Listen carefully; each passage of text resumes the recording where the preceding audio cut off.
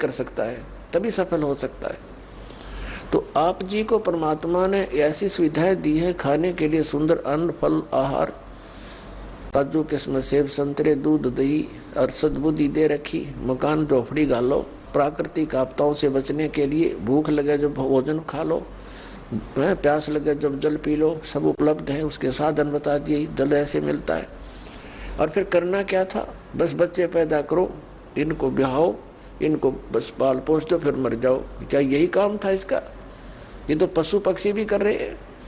इसके साथ साथ एक अनिवार्य कार्य था जिसका हमें पता चलकर भी हम इस पर नहीं चल सके, क्योंकि संत साधु जन जितने हैं वो बताते हैं, समझाते भी हैं, लेकिन उनके वचन में शक्ति नहीं, उनके पास वो पावर नहीं, उनके पास वो भक्ति मंत्र नहीं जिसे प्राप्त करके प्राणी फिर आगे इस मार्ग को आगे चल सके। जिस कारण से अब मानो नास्तिकता की ओर बढ़ रहा है। तो मनुष्य जीवन आपको प्राप्त हुआ, इसकी उपलब्धि ना करने से, भक्ति ना करने से फिर क्या होगा? नर से तीतू पशुआ की जय गद्दा बैल बनाई, ये 56 भोग कहा मन बोरे, कहीं कुरड़ी चरने जाई।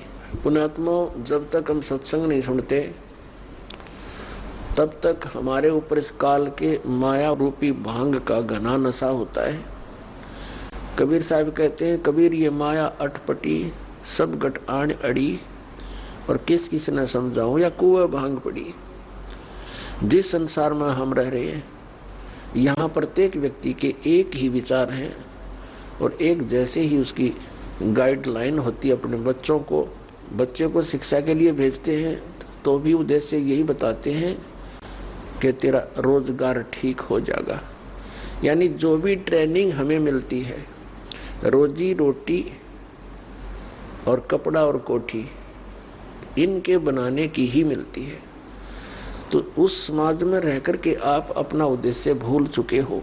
सत्संग में आने से कुछ समय आपको भगवान देता है, निश्चिंत होकर सत्संग सुनते हो और बहन भाइयों से मिलते हो, उनसे भी आपको फिर धीरे धीरे ये ज्ञान सुनने को मिलता है, तो आपकी रुचि बन जाती है। तो परमात्मा क्या बताते हैं कि आप मनुष्य जीवन प्राप्त हो, आपको कितनी सुविधा प्राप्त है। जब भूख लगती है खाना खा लेते हो, प्यास लगती है पानी पी लेते हो, गर्मी सर्दी से बचने के लिए मकान बना लिए। ये वैसे मकानों की आवश्यकता हमने इतनी चाहिए थी कि आवश्यकता से अधिक ना बनाए इनको। ये हमारा भक्ति बाधक है। जो भक्ति करना चाहते हैं, मोक्ष कराना चाहते हैं, तो उनको इन सब नियमों को फॉलो करना पड़ेगा जो बताए जाते हैं, क्योंकि वो भक्ति में बाधक है। और जो भक्ति बाधक है आप उनको भी साथ लेकर चल रहे हो, तो आप ऐसा कर रहे हो जैसे किसी पशु के गल में लठ बांध दिया करती सा मोटा रस्से में गाल के। अब वो चल नहीं सकता उस स्पीड से जैसे उन्हें चलना चाहिए, चल गट्टियां पर लग गए। तो आप जी इन मर्यादाओं को पालन ना करके और भक्ति रूपी मार्ग पर चलने की चेष्टा करोगे, आप नहीं सफल हो सकते। तो इसलिए हमने ज्ञान के आधार से इन बुराइयों को, इन कुरीतियों को और सांसारिक परंपराओं को भी त्यागना पड़ेगा, तब हम इसमें सफल होंगे। फिर अपनी बड़ी स्पीड से चलेंगे। जैसे मकान बना लिया, ठीक है, आजकल परमात्मा ने दया कर रखी है, बढ़िया सुविधा आपको प्राप्त है, मकान बना लो, जैसा आवश्यक हो उतना ही, केवल उसी के लिए कि बढ़िया कोठी बनाऊं, लोगों का प्रशंसक बन जाऊं। ये हमारी अपनी सोच होती है, अध्यात्म मार्ग नहीं है।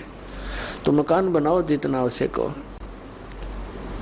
और जितनी आपकी जेब अलाउड करती हो, आवश्यकता से अधिक खर्च मत करो। हमारे पूर्वज आपने देखे होंगे, हमने तो खूब याद है, झोंपड़ियों में टाइम पास कर लिए कई पीढ़ी। उनका तो इतना काम है, एक चारपाई डालनी आपने, चाहे 10 कमरों का मकान है आपका, एक कमरे में एक कोने में 3 बाई 7 फुट की जगह चाहिए आपने। घुटने तो घुड़िया तो मोकली है। कबीर साहब तक कहते हैं घर तो 3.5 हाथ और गढ़ा तो 4.25 है। कहे कबीर अधिका बना अधिका गहे, उसको नहीं विचार। ये मनुष्य की जो शरीर है 3.5 हाथ का होता है। परमात्मा कहते हैं आपने घर 3.5 हाथ की आवश्यकता है, घना बनाओ तो 3.25। हरी से फालतू बनाओ है तो मूर्खता है तेरी। फिर भी परमात्मा का कहने का तात्पर्य है कि आवश्यकता से अधिक कोई भी वस्तु आप संग्रह करते हो आपकी भक्ति का बाधक बनेगा, क्योंकि समय वेस्ट व्यर्थ जाएगा। कोठी बना ली, 10 लाख दो आपने 1-2 लाख अपने पास से लगा लिए, 3 लाख कर्जा कर लिया। अब जब तो कर्जा ले लिया, ऋण ले लिया, पता नहीं चला 1 महीने के बाद मांगने वाला आने लग जाएंगे। चैन गई, रात न नींद आवे नहीं, और भक्ति का भी नाश। वह कोठी के काम आई आपके। तो इस प्रकार हमने भक्ति मार्ग में जो बाधाएं हैं उनको त्यागना पड़ेगा। अब क्या बताते हैं, परमात्मा ने हमें कितनी सद्बुद्धि दे रखी है, और ये भक्ति ना करने से इन कोठी बंगले बनाने में और धन बढ़ाने में अपना जीवन व्यर्थ कर जाएंगे, तो फिर क्या होगा। नर से तीतु पशुआ कीजिए गद्दा बैल बनाई, अरे सुंदर भोजन का मन बोरे कि तो कुर्डी सरने जाई। ओए होए, अपने आत्मा इतना कुछ सुनकर भी हमारे यह बात अंदर जगह बनाती नहीं,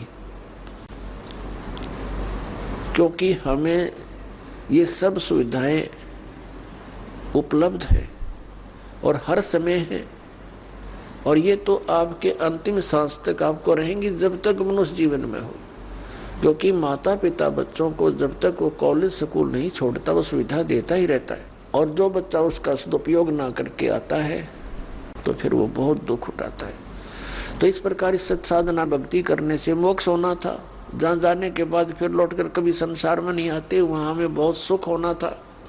जैसे बच्चा विद्यालय में पढ़ता है, कॉलेज में पढ़ता है, महाविद्यालय में, उसको वहाँ कुछ नहीं मिलना, वहाँ से उसको विद्या प्राप्त हुई, उस विद्या के आधार से उसको अन्य फील्ड में वहाँ जाकर के वो सुविधाएं मिलनी है। ठीक इसी प्रकार हमें इस पृथ्वी पर जो हम चाह रहे हैं, हमें यहाँ नहीं लेनी चाहिए इसकी सुविधाएं। ये तो कॉलेज में मौज मार रहे हैं हम, ये सोच लो पृथ्वी की कोई भी वस्तु हम डिमांड कर रहे हैं या इसी में लगे रहे हैं, भक्ति की नहीं, तो हम कॉलेज में मौज मार रहे हैं, वो बहुत हानिकारक होगी। इसका लाभ हमें सतलोक में मिलेगा। सतलोक के बारे में आज तक जो जानकारी हमें प्राप्त हुई है, हमें मीन आप जी को इस दास के वचनों से पहले, तो वो कैसी जानकारी प्राप्त हुई है। सतलोक का एक विशेष कॉन्ट्रैक्ट ले रखा है किसने, राधा स्वामी पंथ वालों ने, और धन दंड सतगुरु सच्चा सौदा सिरसा और जगमा